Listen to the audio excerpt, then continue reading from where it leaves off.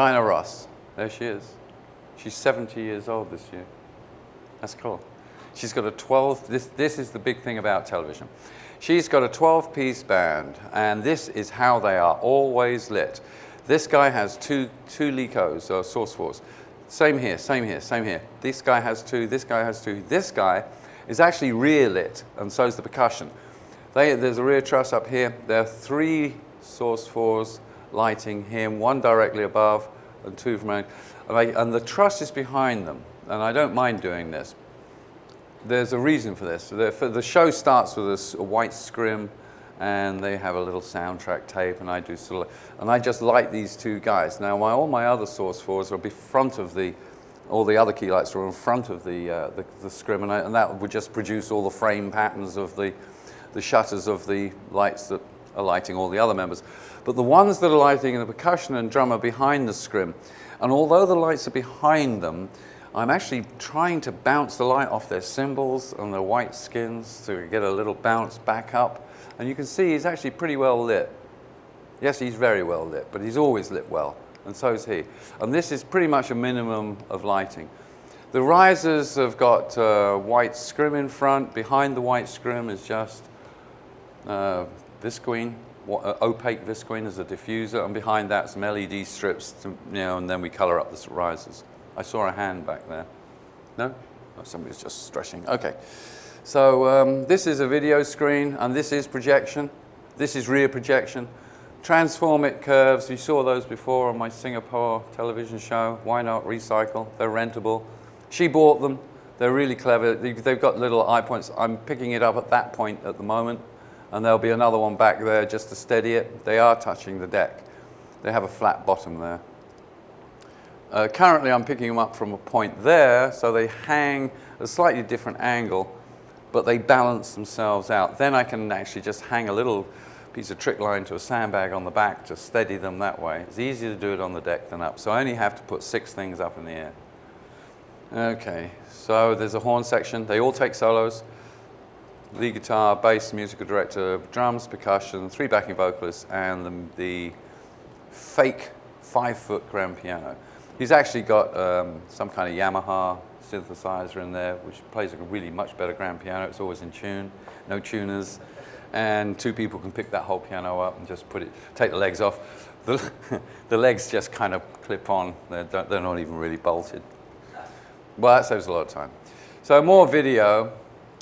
Yeah, it's pretty much, but you can see the quality of light on these guys is always constantly the same, and it's always constantly the same, so there's no variation in camera, and the camera, the man known as the painter doesn't have to change iris, he doesn't have to adjust color tone. The really, really important thing is her and her dresses, number 1 and number 2. These guys are number 3 and the rest is number 4. This is all about her and her costumes. I only light her with 1 light, and that's a follow spot, and that is usually 2K xenon.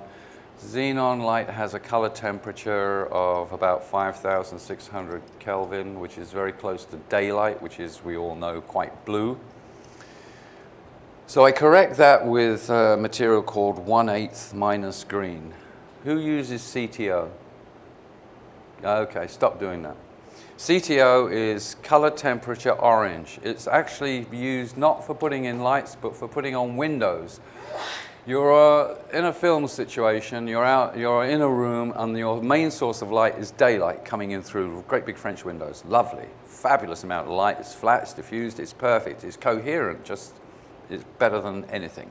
But it's the wrong color. You're indoors, you want a tungsten light. That's what CTO is used for. It's correcting daylight to tungsten. It just reduces the Kelvin temperature to 3,200. Well, there's many variations. There's never a rule to this. But your lighting director would say, we want half CTO, whole, whatever quarters. The trick to use with somebody like this is, it's about their skin tone. They're going to look at it. She's a real diva. Let me not fool you there. And she's very aware. So she'll judge it like this. So the filter I put in my follow spots are 2 filters, 1/8 minus green I'll let you write. There's somebody right back there writing it down because he's interested in this. 1/8 minus green. I also put in a 1/4 minus green. There's two reasons for this. That just takes out the blue and the green in the light. That's all it does. It takes out it reduces the residual blue and green from the xenon bulb, which is actually too blue for good, is a cosmetic thing we're doing here. The actual look at it, and it's a very, very, very faint pink, really faint.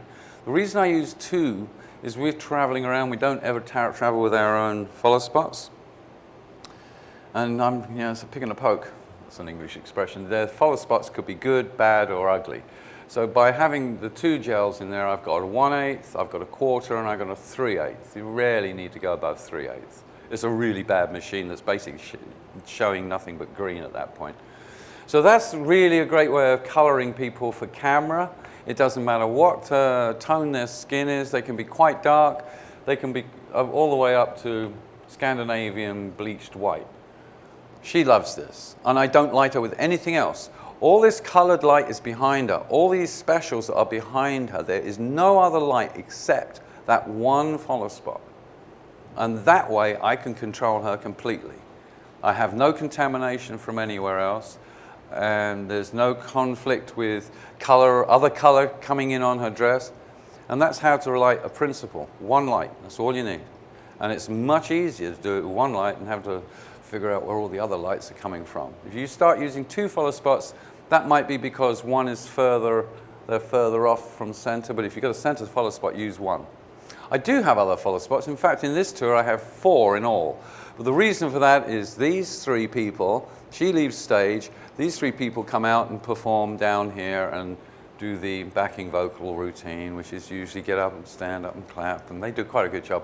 Then the 4th one, when she's also off stage, is these 4 guys come down and do the horn shuffle. They always dance, I don't know why. Yes, sir? You should always have a backup lighting plan rule apply to follow spots as well? Yes. Okay, that's a very good question, and here's the answer. In the front truss, I have about 18 kilowatts of white par light. Nothing, no filters, no nothing. I use number 2s because I like to, number 2 is the narrow, not very narrow or medium, but narrow. And I like to get that truss up really high, about 40, 45, 48 feet. I like to get it up above the proscenium arch because that's quite a nice decor in a theater. And it's really nightmare having this thing hanging well, it's a really nice piece of architecture quite often is the auditorium and the proscenium arch. In really good theaters, you'll find there's a cove in the ceiling that's a bridge, it's a gantry, it's got all the lights you ever wanted. You do it from there and don't put your front truss up. The only other thing I have on that front truss is a little bit of color for lighting this whole area here, and I usually use a lavender, what they call surprise pink. The surprise is actually, when it lights skin, it's pink. But when you look at it in the air or on any other object, it's a very light lavender. So surprise pink's a good television color to be used with white. And the other color I put in there is actually a strong pink. Follows. What I'm asking though is, do you have a backup follow spot in case the main follow spot fails, or is that kind of failed? Oh well, no, I've got 4 follow spots. I've got 3 backups actually. And I'm quite comfortable with that. If say one does go and I've got 4 horn players out, just ask the 3 remaining spots to open their beam up to cover. If I go down to 2 spots, then I'd say this pair, stage right pair is spot 1 and stage left pair is spot 4 because 2 and 3 just died. It does happen. So spots are quite prone to going off, as everything else is. But my big wash, I've got this 18 kilowatts of white, and I'll light this whole area here, which is not lit by color or white. The white is specifically to these positions here. The color just happens to be no further, it actually spills down to here. No color deliberately falls on people. The band's okay, they're in the background anyway. They're part of the picture. They're part of the furniture, but they look good. People are far more interesting than inanimate objects. On the background here I'm doing, and on these things here I do, gobos, and we've got video stuff going on. These are just little light bulbs popping on and off. Found that somewhere, stock footage. And then we also, the beginning of her show is like half an hour of Motown. So I use, stock, well, her stock pictures from the Supremes and that whole Motown era. So right now she's singing history, and we're showing a little bit of that history too. But it's difficult to see because there is highlation, there is bounce. This is a high gloss floor too, so we get a little bit of bounce up. But you can see there's no light down. Actually, this is a great area to look. There's no light here at all. He's lit head to foot, and it's shuttered off. I don't want to see any light. She might step into it, and that's going to do something. This is a particular dress. This is the variations, and why I like multiple choice. This dress is silver, and it's got a tad of pink in it. So I'll use all my 3/8 of minus green, because now it's starting to show a little bit more pink, and I want to put a little bit more pink to make her dress pop. I'm lighting the pink with pink. If you want to light a tree, light it with green or blue-green. Light colors do well. If you want to light a tree badly, put red on it and it'll just look like black. So always use like colors if you want to enhance something. But what I'm trying to labor here is these people are all constantly lit for television. With a camera, he's in the background. He's interesting. He's playing an interesting horn.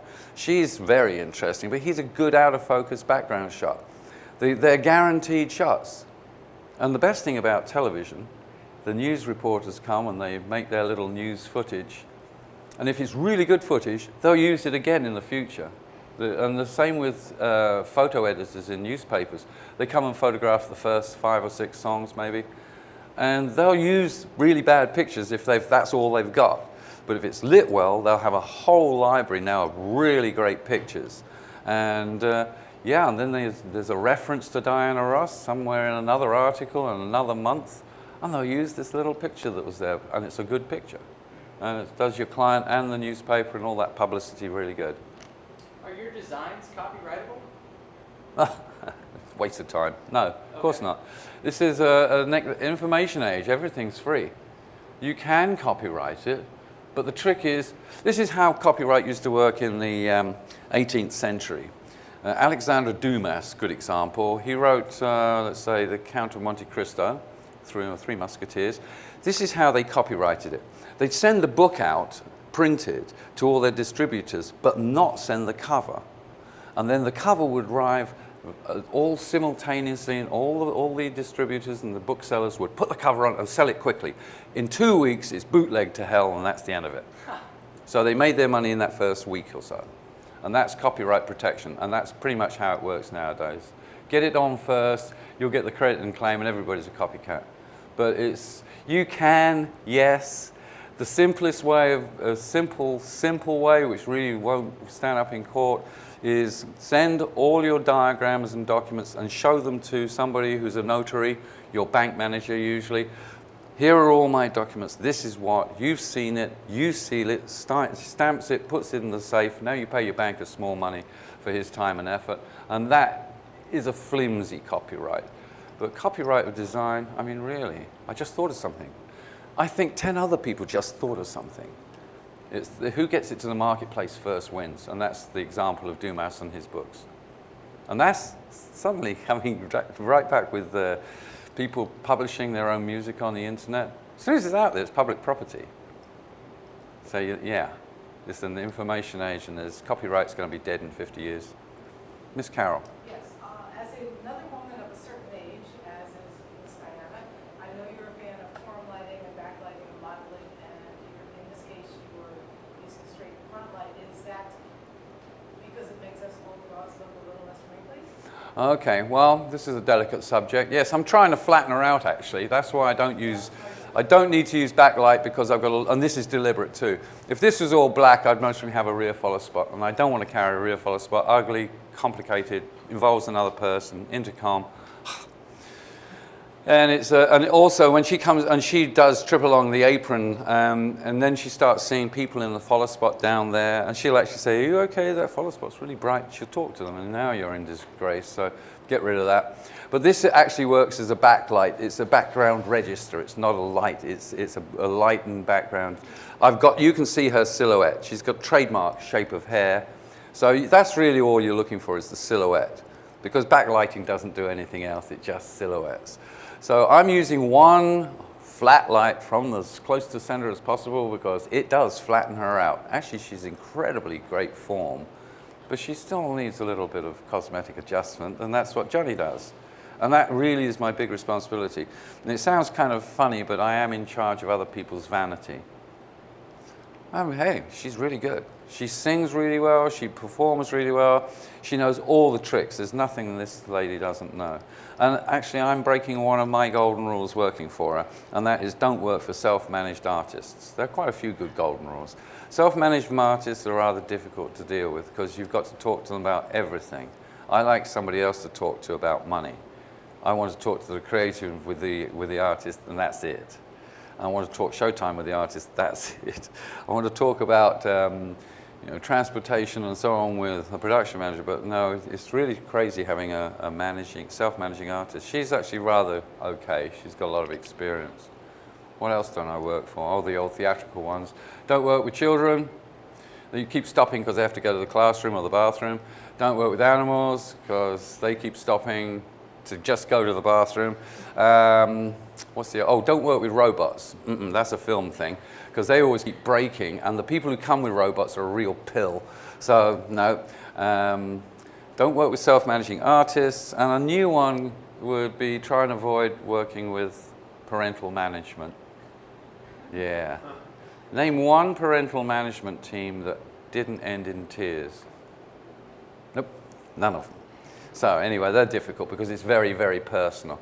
So anyway, so the whole point of this is modern lighting. Modern lighting is about everybody in the audience with a little 1 megapixel or worse camera in their phone or whatever. They are your judge and witness. And your artist is going to believe their point of view before you do anything else.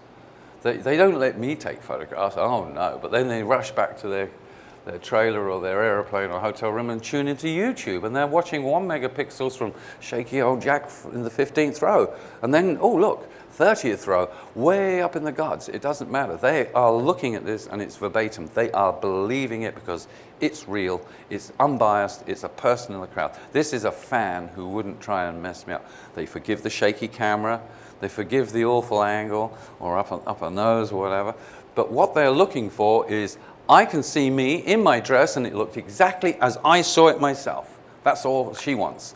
I can see me and the band behind, they look good. They're entertaining. I can see me, I can see my band, and the set looks magnificent. That's the order of appreciation. And it's not the audience, it's the person who's paying you the money. So that's a good client relationship, and that's how I do it. The trick is one light on one person. Don't put any other light on them. Otherwise, you're now fighting the light that you just put on them. Backlight. This is, as they say, this is a television technique, and I think you can do all the psychedelic light shows, and you can have all the light wisps, smoke, and have all the beams coming out. But as long as you keep doing this, and it doesn't have to be bright. You can back it right off, so it's just maybe 20-25% on, because the camera will compensate for that. The camera, like the eye, will always normalize everything.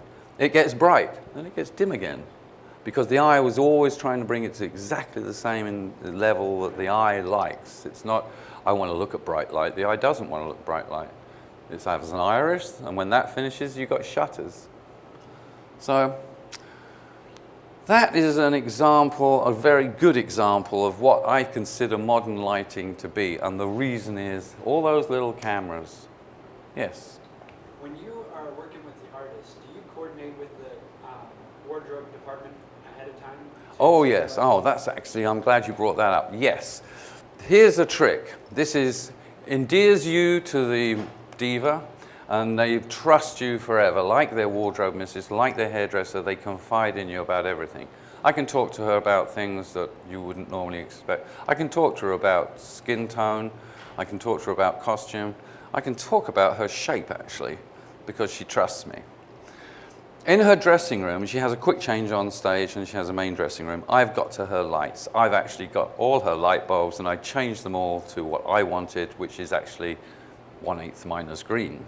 Now she's lit, and I've used blue light, daylight blue fluorescence, and then I've put little tubes around them, and then doesn't look too good. I kind of try to make a nice, neat job, but I corrected all her dressing room lights to what the follow spots would be like, and then I recorrected it back to what the follow spots will look like with my filter.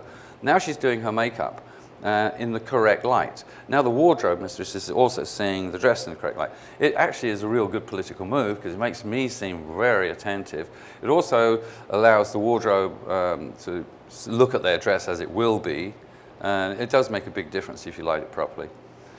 But the other thing is, Miss Ross used to have a tendency to show up with rather red cheeks, and this is where I came to the conclusion she's just doing her makeup in the wrong light.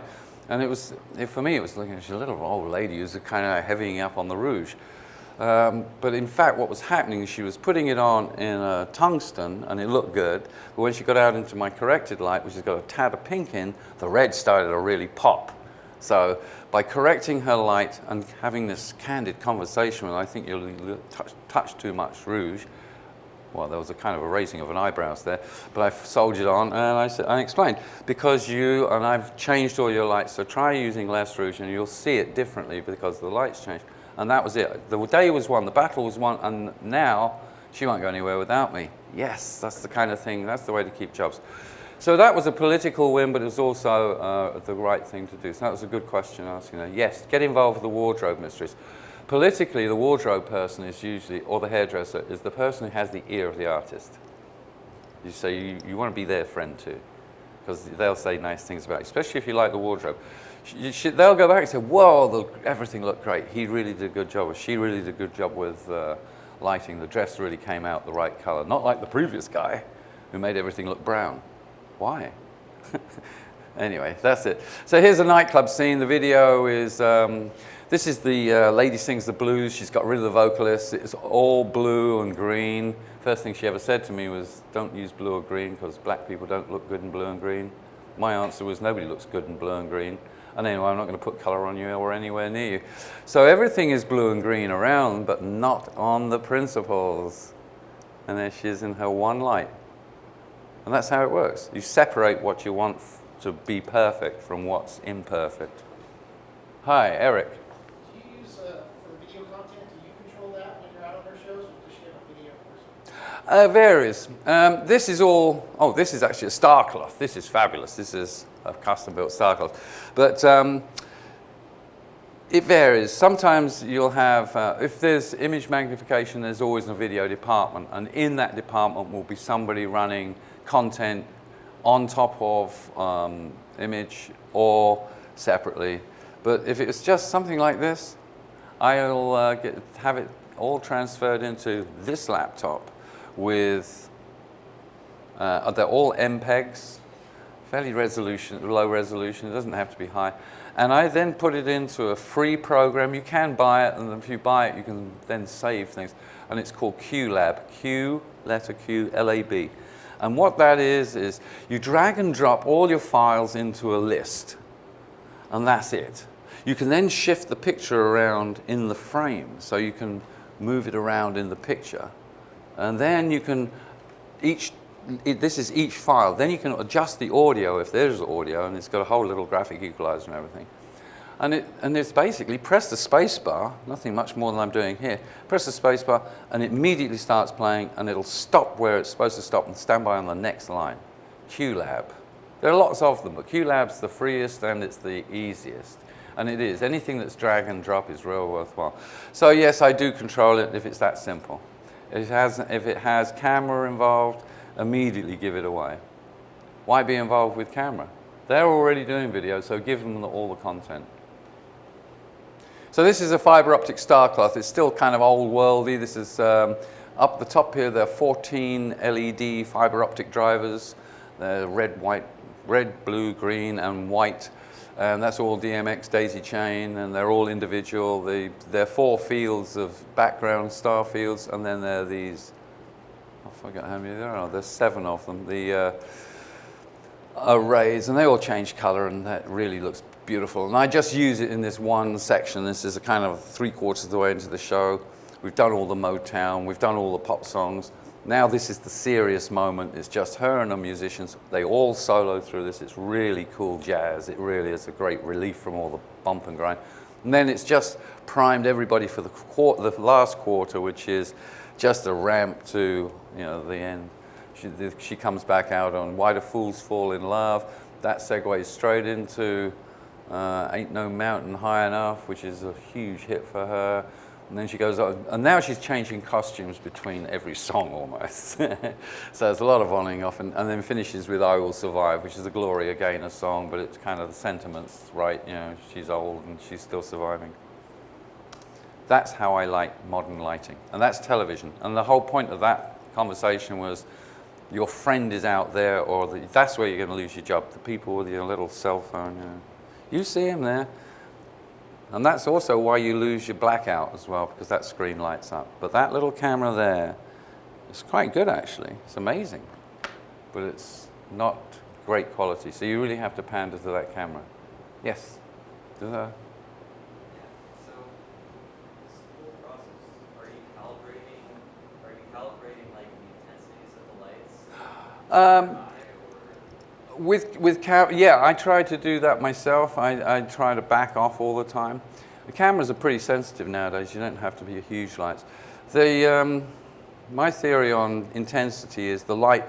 If you open the eye up, iris wide open, because there is no light about, your eye is opened up, but what it actually causes, just like a camera, the depth of field, the focal point has got much shorter, which is actually a much better picture. So you're focusing on the person you want to look at, and everything is generally more fuzzy and out of focus, which is actually how you should see things.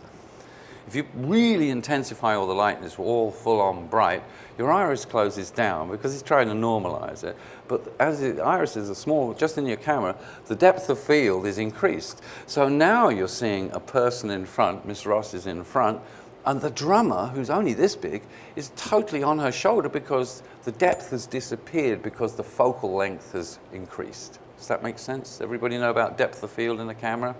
It works in the eye too. The eye is an interesting thing. You should study this too. There's endless reams of it on the internet. But basically, the eye is an iris which you control, and it's your friend. Yes, you want it to be your friend. This is how people see things. Be aware that the actual point of focus in your eyes is about the size of my thumbnail, and your eye scans around all the time, and your brain merges it into one fluid motion. But actually, it went tick, tick, tick, tick, tick, like that. And it's that tiny little bit of focus. Knowing this, you can actually start working that to your advantage as well. Get the eye to focus on what you want it to focus on, but be aware of what the eye is still seeing, which is all the distant focus. And the out of focus part is just as important because that's the big picture. And your eye is still scanning it, but it's kind of allowing it to, Miss Carol over there's there, but she's out of focus. There's Eric back there's there but out of focus, but as soon as I look at him, he's in focus. We all know this because we all see like this, but keep this in mind when you're doing lighting because you're in control of people's vision. You're showing them what they're going to see. Then after that, it's up to them to interpret it. But you can make some really, that's the essence of an illusion. Well, that's one part of the essence. A good illusions actually work by distraction and vision. Yes. All right, so I've shown you lots of stuff here. I'm going to take a 30-second break.